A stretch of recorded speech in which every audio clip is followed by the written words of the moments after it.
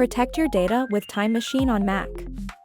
In today's digital world, backing up your devices is crucial to safeguard your personal data. While many people focus on their smartphones, it's equally important to back up your Mac. Apple's built-in Time Machine feature is an excellent solution for this. What is Time Machine?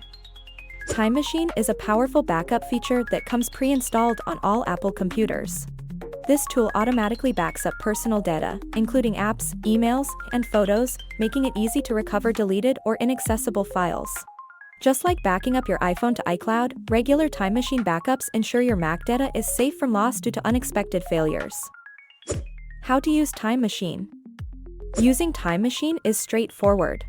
Start by connecting an external hard drive to your Mac. Then, open Time Machine Preferences from the menu bar or through System Preferences. Click Select Backup Disk, choose your connected device, and hit Use Disk. From that moment on, Time Machine begins creating periodic backups of your files without any further input needed from you. You'll enjoy frequent automatic backups, hourly for 24 hours, daily for the past month, and weekly for all previous months. The older backups will automatically be deleted when the disk is full, so you never have to worry about running out of space.